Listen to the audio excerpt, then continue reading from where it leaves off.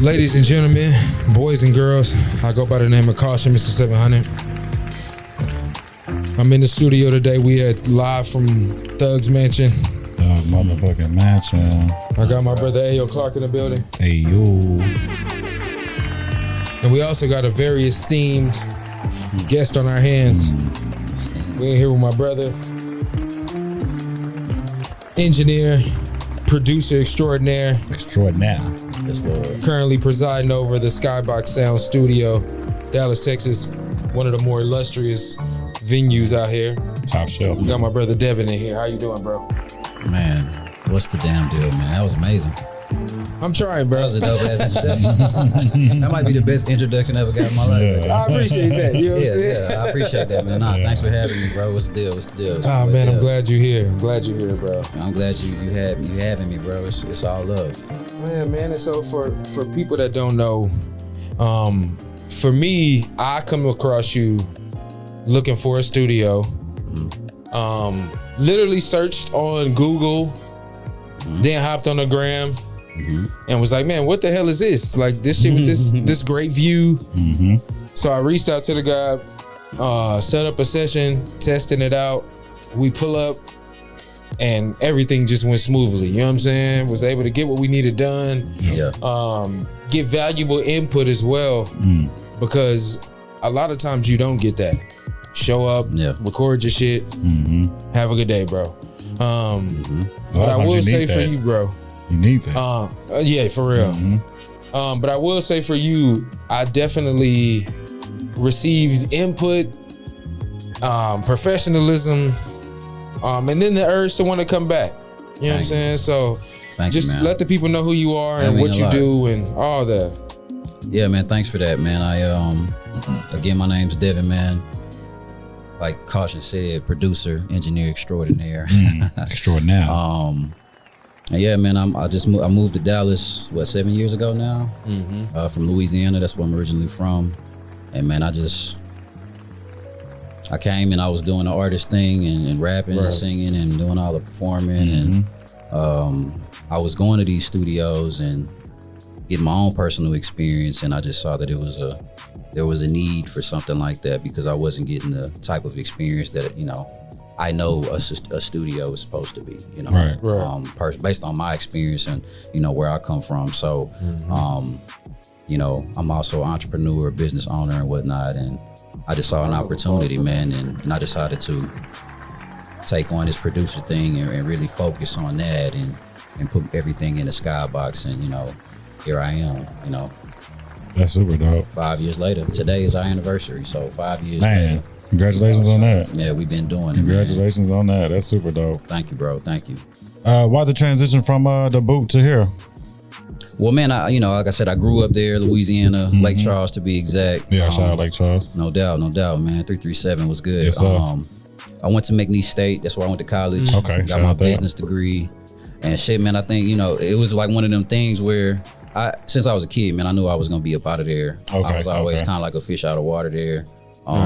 Just a matter of time. Yeah, it was time, and my parents, they held me down and they set us up for success. So, I just really took advantage of all the opportunities that was before me there. I maximized it, I took full advantage of. My mom worked at the university. She's actually retiring this week coming up. So shout out, mom's retiring.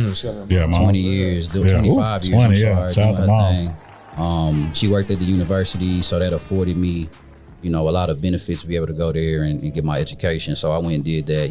They wanted me to do that. I did what I had to do. Yeah. And man, not even a month after I graduated, and I was gone. Ooh, facts. Wow. I was out of there. Smoke on the tires. I was out of there. Yeah, I was out of there.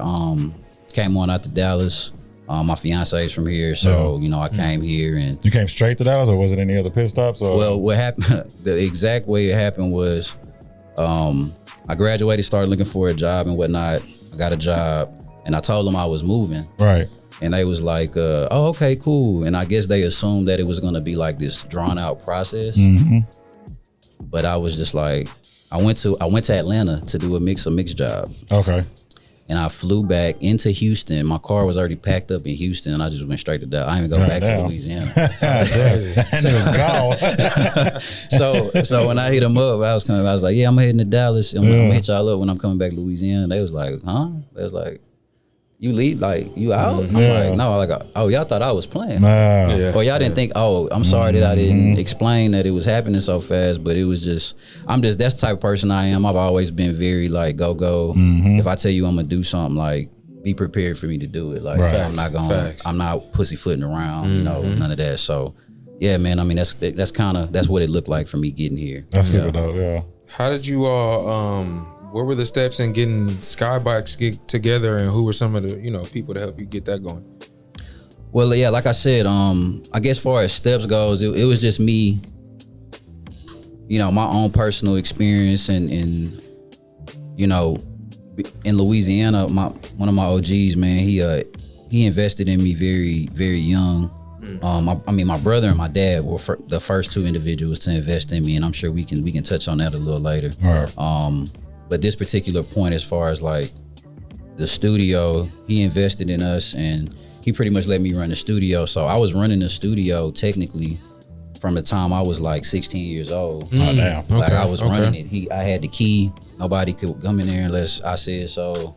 I was engineering everybody projects, you know, doing the whole, and still making music of my own at the same time. So, you know, I was just getting in a lot of reps. So once I moved here and everything, and I started getting familiar with the market, and I started having these experiences, I just seen the opportunity. So luckily enough, my cousin, Jay Active, he's grew up in Dallas, but he's also from Lake Charles, his family as well. So, super dope. But he grew up here most of his life though. So basically, man, we had like a sit down. We went to lunch one day. It was like 2017, bro. Like, we went sit down, and I just asked him flat out. I was like, "Yo, bro, like, what's up with like the music scene in Dallas?" Like, I don't feel like I'm surprised. I was more surprised than anything that it was like it was. And obviously, I'm talking about the studio experiences, but it was just a lot of other different things that it wasn't making sense for me for the number 4 market for entertainment at the time, I believe. I think they're still 4. I'm not really sure, but Dallas is ranked very high in entertainment market. Everybody come here. So I was just confused at like the independent market and like the resources, and like I just wasn't feeling it. So I was like, man, we had the conversation, and then, man, like 2 years passed, bro. Yeah.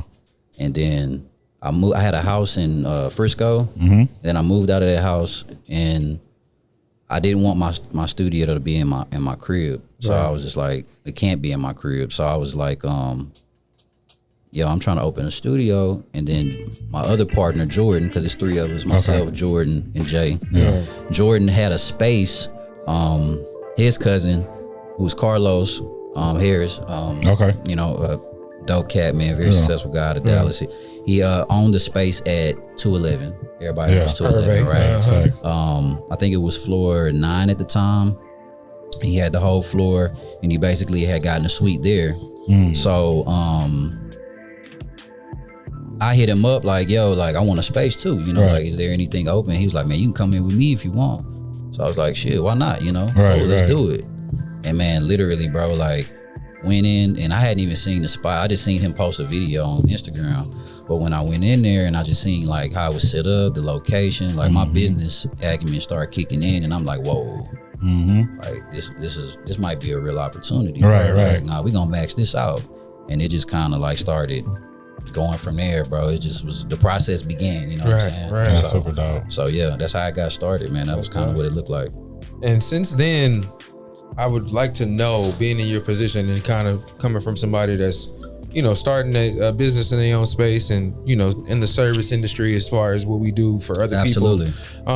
What have been some of the pitfalls that you've noticed that, you know, you probably lay out for somebody who had the same aspirations?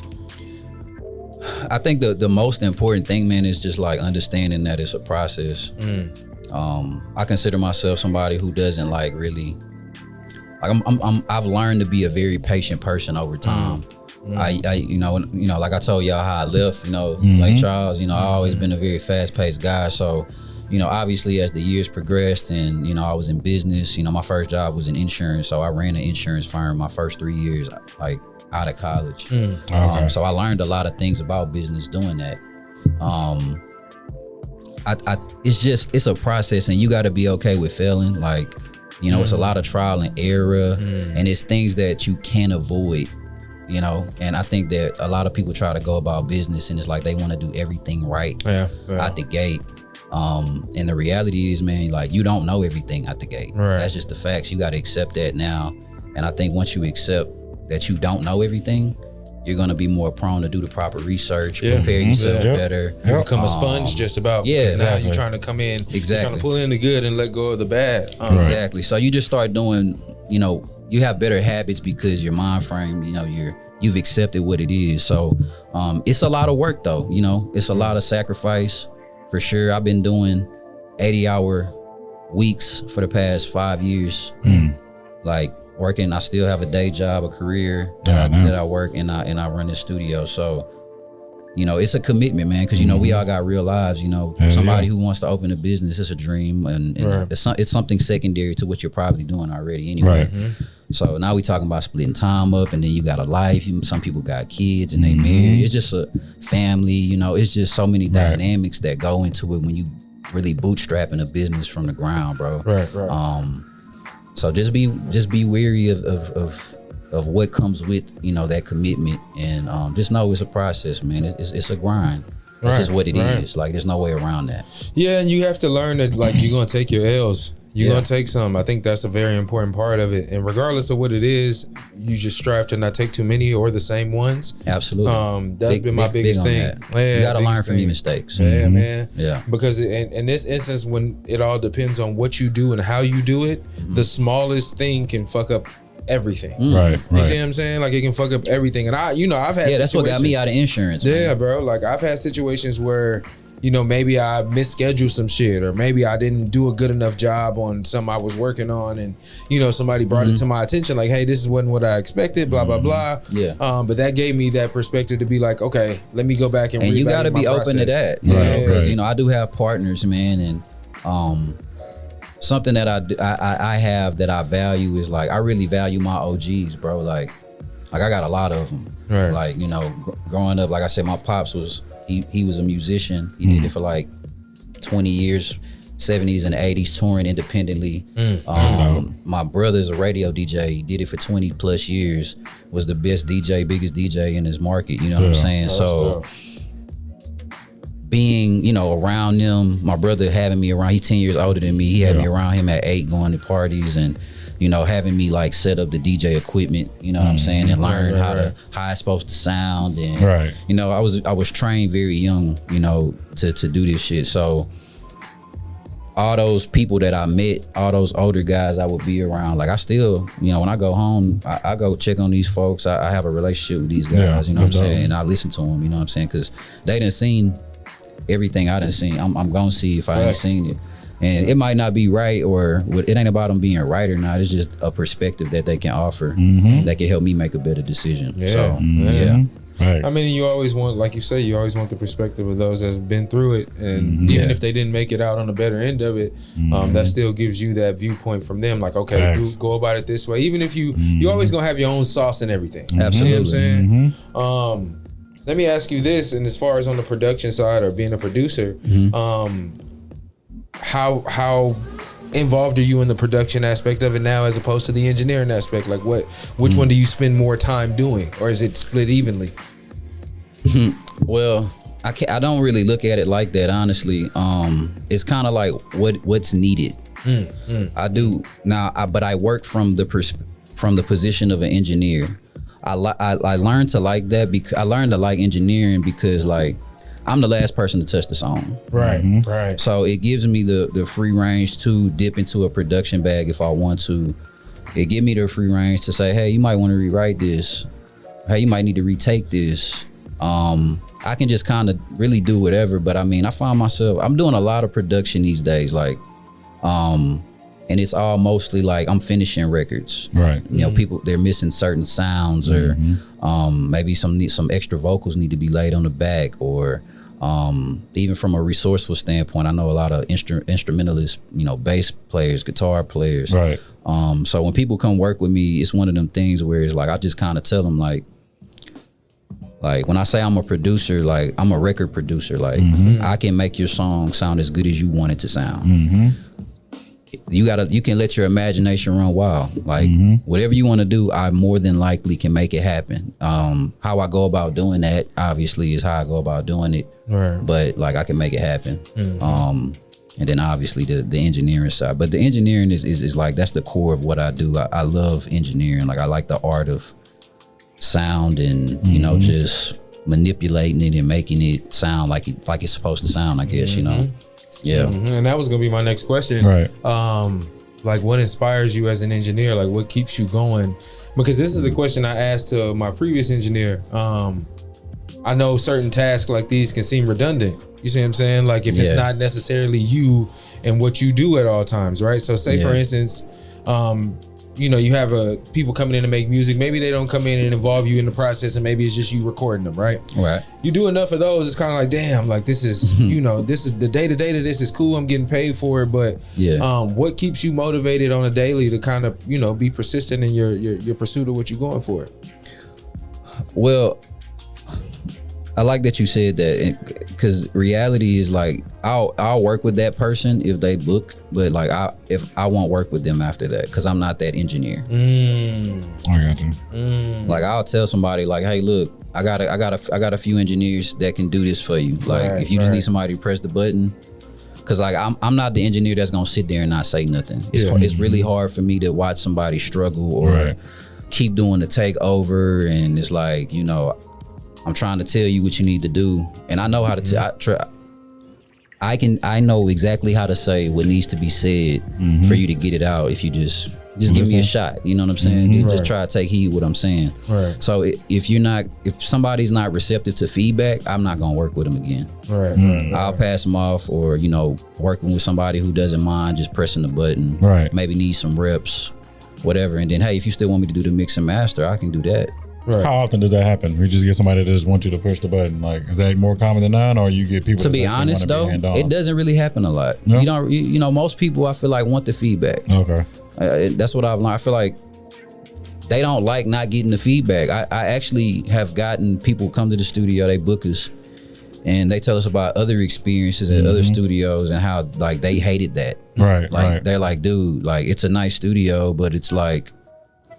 The engineer just like, all right, yeah, your time's up. I got another session. Facts. And it's like, that's terrible customer service. First It of feels all. that way too, bro. And I being on the artist side, and that's kind of why I asked that question, because like I've been to a number of studios where I don't even talk to the engineer, like before or after I get out of the booth. Like, yeah, that's nuts to me. Yeah, bro. Like I went how am I gonna help you make a song?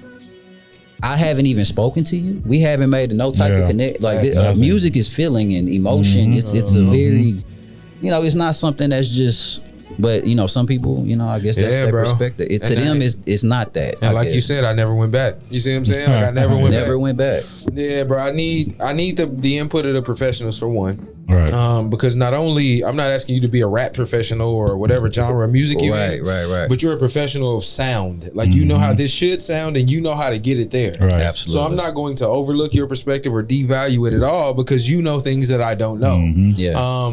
But I think a lot of times not establishing that relationship it can affect the music, it can affect the business, and also just your overall outlook on the process. Like, damn, if I'm trying to be a rapper and I go up to maybe this is my first studio experience, right? And I come to your studio and I get this, impersonal, maybe, disconnect there. It might deter me in the future. You see what I'm saying? As a young person. And that's just business generally speaking. Facts. Like you go anywhere and spend your money that you work hard for, and somebody just don't give you the experience. The experience is what you're looking for. You're gonna feel some type of way. Right. Yeah. No accommodations at all. I don't care if I'm going to buy a fucking rubber ducky from the store. Like, if you say you specialize in rubber duckies, and I'm expecting you to be the boss. Man, I need, why I need to buy this one? This one squeak a certain way? Like, what is it? Like for sure. Yeah, man. So, how would you describe the sound of music in Dallas from your perspective? since you've been here doing what you do? Like I don't think it has one. You don't think so? Nope. That makes sense. That's why we asked the question. Yeah, that makes sense. And I think everybody that I've asked, like we just did a producer series where we talked to a lot of the producers from here. Shout out to everybody involved in that. Thanks. And each of them kind of shared the same sentiment. Yeah. Now let me say this: there's been eras of sound in Dallas. Right. Like I don't want to disrespect anything like that. I mean, obviously the boogie era and different, just a few era, but it's been some time. Like that stuff isn't really relevant to sound anymore. Yeah, the modern sound. So what is it now that's considered the sound in Dallas? If that's the question, then it still doesn't. Sound? It's not. There isn't one. And if you think about the successful individuals from Dallas, you think about the S1s and everybody like that that's had platinum hits and Grammys and Jawborns as far as neo soul and all that kind of shit. And you think about the boogie movement with with all of that, and then you go even to DSR and Big Tuck and all that prior to. You go further back to like the Feel Fresh crew with DOC, and you got Nemesis and Big Al. None of those things sound alike. Yeah, it's all different. So you think that's a positive or negative that this? I think it might be the norm here, but it couldn't be a negative. I have a theory though about why that's like that. I talked to a few folks about this subject in the past few months, and one thing that I noticed about Dallas, it reminds me a lot of where I'm from. Like Lake Charles is very it's a blue collar. It's like a small city. Like probably under 100,000 people, probably 75,000 people there now. It might be a little better. I don't know, hurricanes and stuff fucked all kind of shit up. But I'm saying all that to say, like, it's a blue collar city. People there work. You know what I'm saying? They go to the plant, they go to the casino, they go to the car dealership. Like that's probably like the three main sources of like major income. Somebody get a job, they doing good around there. And there's other stuff, doctors and all that. But it's like the way I explain it is like there's 7 high schools there. Okay. Yeah. So there's 7 high schools in this very small area, right? Yeah. So there's Lake Charles, and then you got Moss Bluff and Sulphur, and just all the little surrounding cities and areas, right? Little towns and stuff. That's crazy. But they all we all know each other. Like everybody's in. It's a community though. It's like that here in Dallas too. You got Dallas, and then you got all the little outskirt cities and stuff. True. So it's very tribal. That's crazy. It's like a tribal. It's tribal. Like everybody got their own tribe. Yeah. And they do it their way. But it's like everybody still know each other. Everybody still know each other, but we still doing our own thing. Everybody got their own style. So when it's like that, it's gonna be hard to find or develop like a general sound or anything that's just like. Right, a one identifier for like the mass. You know what I'm saying? Right. So that's my perspective on it. I think that is just a lot of different pockets out here in Dallas. There's a lot of people here, right? And a lot of people that are here not from here. That's a big deal too. That's a big thing. Yeah, that's a big deal too. Yeah.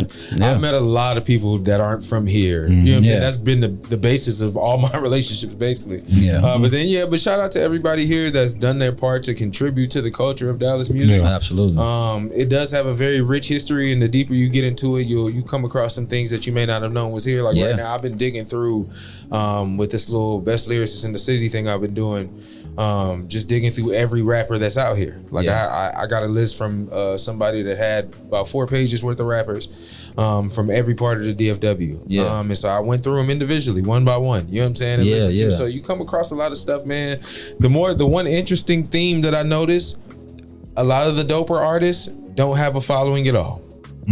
Because I go what I was doing was, pulling up the names of the artists, searching them, Spotify come up, I click on their Spotify, listen to the first song. All of the artists on the other side of that I would consider lyricists as far as rap and really knew what they were doing, none of them really had big followings. And it's just like, it's crazy because I would pull up like 6 trap rappers and they'd have 20,000 daily listeners, and you see what I'm saying? So it's just crazy what's accepted, and it's also a sign of the times, I guess. Music is diverse within itself, so the drill shit in Dallas is pretty big right now for the younger kids. Yeah, but them niggas in the streets finished though. Exactly. And see, that's the difference. Exactly. The talented people are in the house all day making the best shit they can make, but they never go outside. Yeah.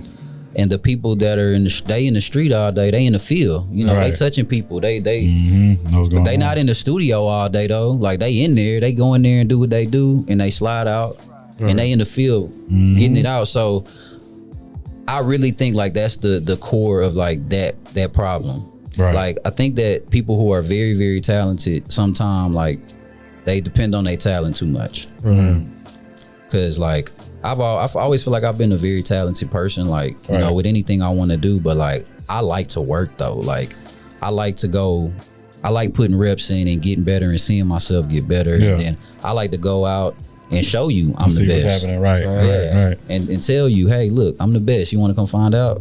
Show you know what I'm saying? So I think that a lot, and I work with a lot of them. Like I can. Oh, I already know. I work with a lot of artists in Dallas since I've been here. I already know. I work with a lot of talented ones and a lot of subpar artists. And just a bunch of motherfuckers. I see a lot of, it's the same thing. It's a pattern. Like the people who are talented really have this kind of like, you know, I'm more talented than them. So I should get, they just don't notice me. Like I guess, and maybe they not even saying that, but it's just like a subconscious thing. Like they probably even realize that they not doing what they, you know what I'm saying? But it's hard, and I think as an artist, those avenues, especially, I think most of them have the complaint because they don't know the avenues to go to get their shit where they want it. That's it. So the lack of resources will cause a frustration that makes people like running feel like in circles. Nothing. Yeah, you feel like it's nothing here because you don't know where to go. Right. And I think that's a problem with any city that you go to as far as the up and coming music scene. Because as an artist coming up, I'm not gonna lie to you, I didn't know nothing. Like I would see artists get published in blogs and stuff like that back in the blog era, and I would wonder like, how are y'all? Who's doing this? Like who's writing about you? Right. Yeah. And so it took me to get older and get in the mix of things to realize like, oh, there's a process for these things. There is a way to go about doing these things until you know. Right. But it's hard to tell that to somebody that's coming up because it still feels so. There's a disconnect there still. You know what I'm saying? And they don't know. Yeah, they don't know, but they don't want to get. You know, everybody's worst. Every artist's worst fear is getting fucked over. And if they get fucked over one time, that's just gonna make they shell gonna be more hard. Yeah, right. So like, I do really take pride like on for Skybox. Like when people come to us, like man, you can ask my folks. Like I'm very passionate about making sure like when somebody leave that place, like.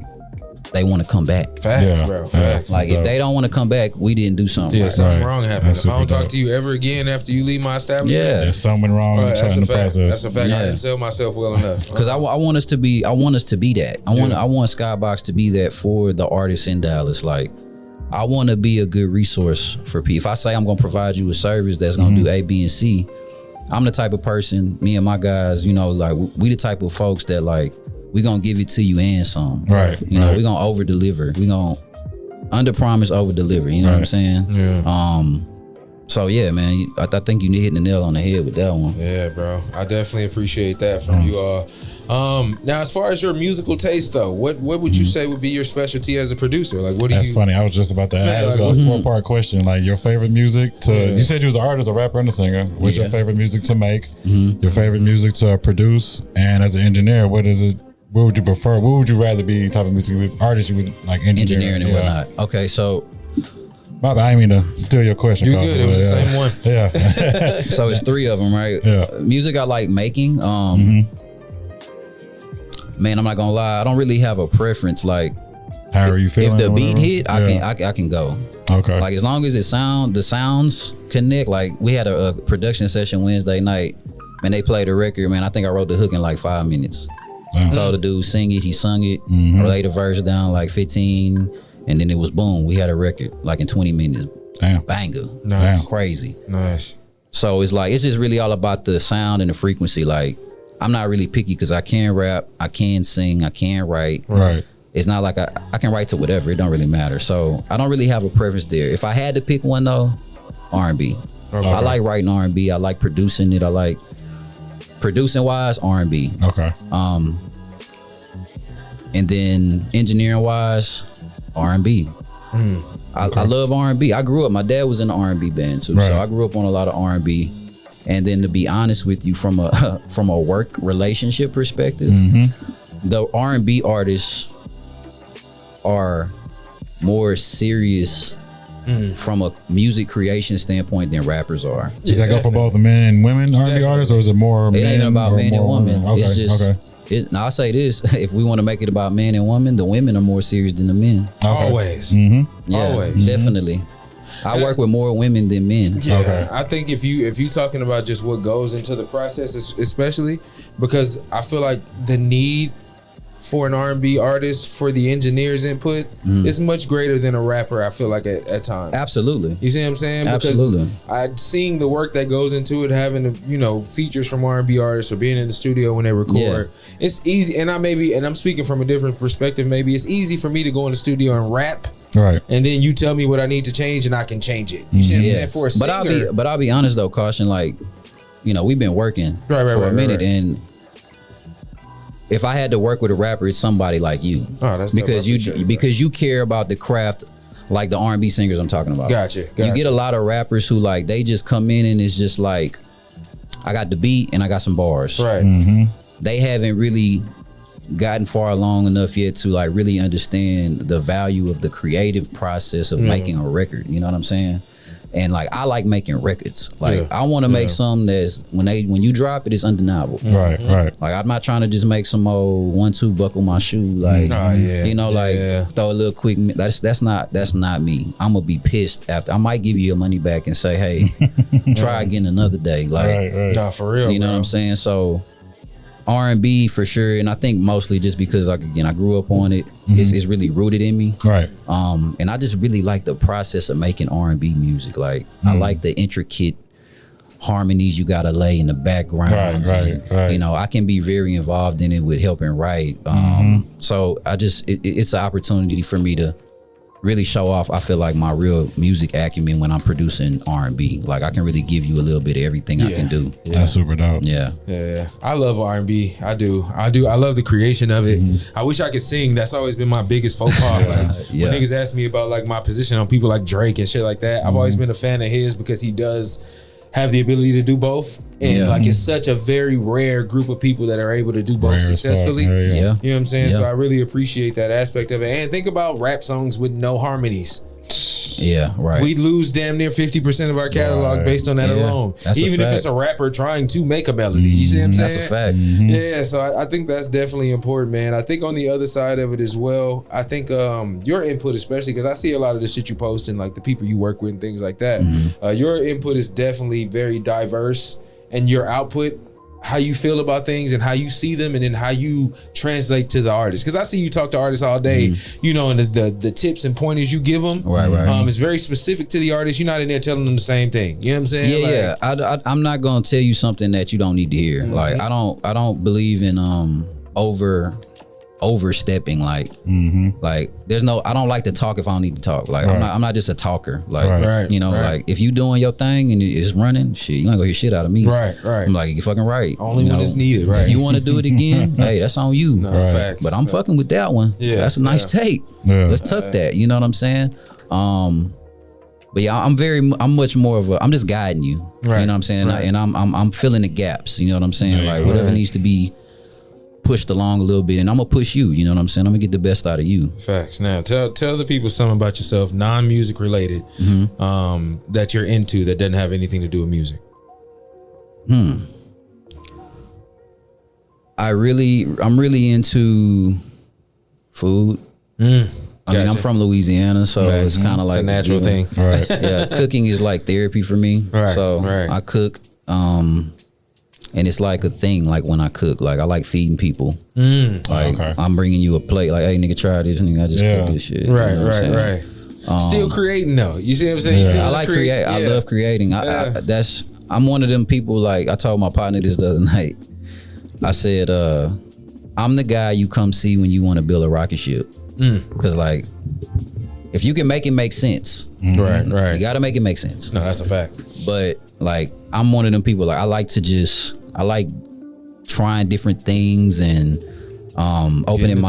I'm very I like learning stuff. I'm a big researcher. Right, you know what I'm saying? Like anything I find interesting, man, I'll go I'll be reading up on the background and the history of it, and you know, stuff like that. So you know, I'm very, but cooking though, like I love to cook.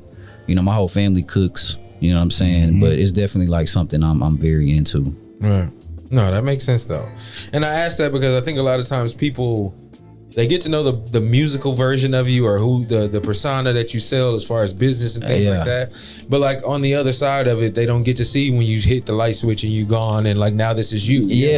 I'm real big on privacy though, man. That too. You know, like I think that it's something that's been devalued a lot, to be honest, in recent years. Yeah, so with social media, it's something that I hold on to. You know what I'm saying? Like, you know, I mean, I'm engaged, and you know, I got a family, and you know, I got a job. Like a lot of folks don't even know I still work. So niggas be like, man, this all you do? I'll be like, bro, I got a whole career still. Facts. Got some other shit I got going outside of it, my man. I got a whole career. You know, but how do you balance it all? Man, a schedule. That's get you a schedule. Get you to get that what's that? Planner. Google Calendar. Oh yeah. Oh man, that's my best friend. That's the first app I open every day. Nah, facts though. It is. If it's not on that calendar, I'm not doing it. It's not happening. No, it's not happening, bro. Nope. Yeah, man.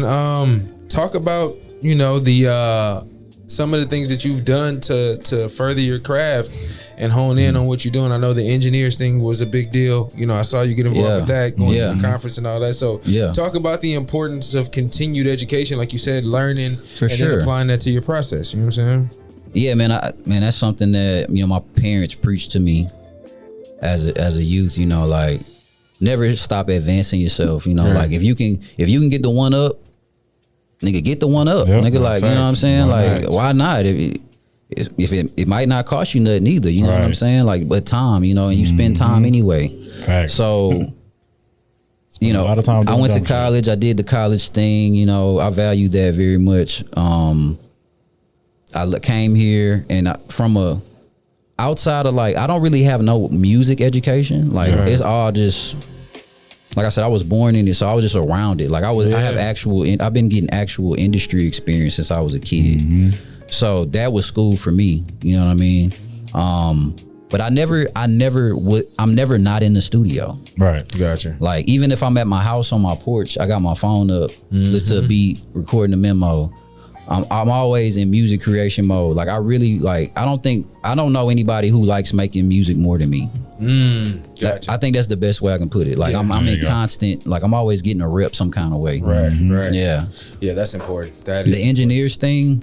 I've been tapped in with Ali. I've been following that dude. I think Ali is like, and explain to people what that is too, for those. Yeah, engineers, man. It's a mixing and mastering project management platform, man. Mixed by Ali.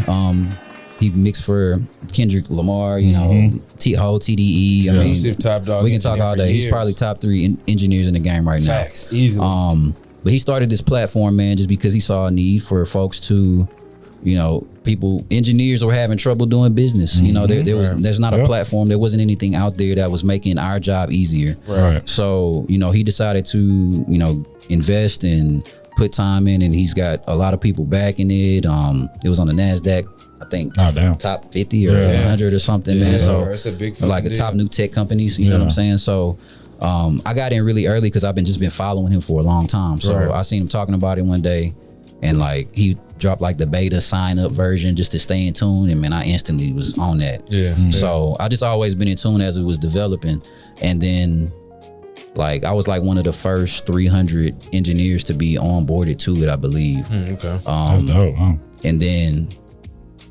man, it's just from there, man. They dope team over there, man. They're very personable. You know, they really want to do like the same way I feel about Skybox and the service that I provide to artists. Like I feel like that's how they feel about providing a service to engineers. Gotcha. You know what I'm saying? So I really appreciate that from them, and it's definitely a valuable tool in helping getting things organized from a work perspective, and just, you know, it just make the working relationship between the artist and the engineer better, and it's just everything is on the front street, you know? That's dope. Yeah. That's dope. If you can, bro, as far as like name some of the people that you're working closely with as far as creating music from a personal standpoint, things that you behind or that you support right now that are just kind of your own creations and things like that. Yeah, so right now, man, I mean, like I said, I work with a lot of artists out of Dallas, man. Honey Gold, sure people have heard of her. Heaven, just dropped the EP. Check that out. Brasco, Blue Nile. All of these are independent artists. Yeah. That's my niche. Like, I like working with independent artists. You know, like my pops, like I said, they was independent band touring the whole South. No label. They was just getting it. So I never seen my dad work for anybody. First of all, so I have a passion, a true passion for helping people who are independent, and you know, that's really my focus. I've never really chased working with like major artists. Right. I've had the pleasure of working with a few, but it's not something that I just be like, oh, I gotta go. It's not the goal. Yeah, that ain't my goal. Yeah. I'm real big on providing. I'm building it. You know what I'm saying? They'll come eventually. Right. You know that's how it's always. I got a very close friend of mine that's always been involved in the music industry and very successful, and my thing to him was, I never wanted anything from you. I want to meet you there. I don't want you to bring me with you. You see what I'm saying? Like, I want to just meet at the top. You know what I'm saying? And that's kind of always how I've always went about it. I never wanted to chase anything, even whether it's music, whether it's podcasting. I never felt like I needed to have a major guest to get my shit off. Because I mean, if that's the thing, what you doing it for? Right. Like what am I, who the fuck am I? You know what I'm saying? Then you gonna keep relying on major people to come through. Right. The minute they don't come through, you like, oh, you screwed over because you don't have a basis or a foundation. Exactly. Yeah, man. Yeah, I'm living it for sure. Like, like I'm gonna do it till I die. Like, that's just how it is, man. I'll be Caution, you on that list too, man. We got some Caution shit. Got some shit coming up, boy. Yeah, man. He had to give me some motivational talk the other day at the studio about putting that shit out, and it's definitely he holding on to it for man, dear life. Yeah. Listen, I just gotta pause. You just giving me more time to mix on. That's what I'm saying. So it's all good work, but it's definitely gonna come to a culmination, man. I think a lot of things fall in with timing, right? Yeah, and I'm with that. So I agree. I did have a point though, and I do appreciate you for that, bro, because at the time when I started recording it was right after my little sister had passed, and so I was just sorry, condolences, man. You see, I appreciate it, bro. And I had so much material that I wanted to get off, and I took a trip to California and came back. And it was like my spirit was just telling me, hey, get this shit recorded. And so I kept coming to you like, hey, let's record. And then when I sat back and listened, I was like, okay, now let's make this a body of work. Yeah. Like, now let's put it together. Now that we got the vocals laid, and let's play around with the beats and the post-production as much as we can. Yeah. But no, man, I definitely appreciate you for being there through this process and having that. And just kind of at the time, I'm not gonna lie to you, I was so deep into what we doing here and the other shit I got going on that like I kind of let like my man always asked me, like, nigga, you retired? Like, you know what I'm saying? Like, did you retire? Right.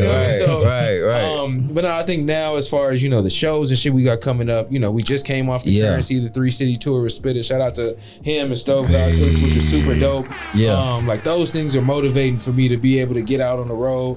What I did do though was showcase what I did, all the joints you did the show tracks to. Okay, yeah. So the Open Arms, the Banger. What was the other one? The, Accept You All With Open Arms. That one, bro. Each time I did it got the same response. Right. The other one, what's the hard hitting one? I can't even think of the name of it. All the shit we did show tracks to, bro. And it was well accepted. How many records? I think we had 14. We did 14. I think we kept 11. Okay, yeah, you know it is 11. Yeah, so it's like 11. So that's one phase, and you know we'll see how that turns out. But I definitely feel like if you do have some shit you working on, artists, producers, vocal coaches, Skybox Sound Studios, bro. They got a podcast spot up there. That's how real of a nigga I am. And we sitting in mines. But if you see theirs, that's another space where you can pull up and get your shit off too. Very professional. Booking is easy online. My guy, quick response time, quick turnaround time. Yes, all of that, man. Make sure you tap in with my brother. Let the people know where they can find you as well, Dad. Man, you can find me on Instagram, Twitter, pretty much any social media. My name is the same across all platforms. It's the D3vin, D3vin. Also, you can follow the recording studio on all platforms as well at Skybox Sounds.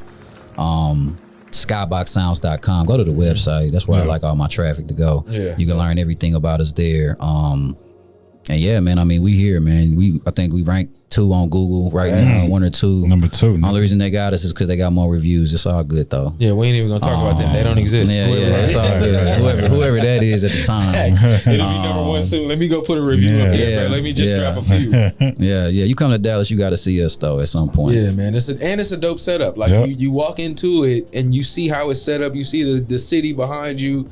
It's one of my favorite places that I've ever been. You know, I've been in Dallas for 20 years now. Thank you, man. That means everything because it's like you visualize something, and it's like, man, this is what people gonna say. Yeah, man. And I'm not just a studio hopper. So it's a different studio from where we went to that one time. It's the same studio, it's just a different location. Yeah, we've had this. We on our 4th location. We're on our 4th upgrade now. So we've been open 5, but every year that we've been open, we've scaled up slightly. Yeah. So same setup, just bigger. Okay. Because the one I went to was super dope though. It's same. It looks. It fucked me up because it doesn't really. The setup is different because the booth was like you can see the visual out of the booth in the last one. Right. And just a studio wise. And this one, nigga, it's the whole. Oh shit. Yeah, it's open. So the new studio is. And I'm gonna put a video up to show y'all this as well while we talking. And we have 2. We have 2 studios now. So we're technically 3 with the podcast room. Yeah. So Studio A is an open space concept. But there's floor to ceiling windows in there, so you just got a full view of the city. Oh shit! Okay. So that's Studio A, and we're still developing that room. It's not actually up on the website for you to book yet, because there's some cosmetic things we're still working on. It's really just kind of members only right now. Okay. Studio B for members only. For members only.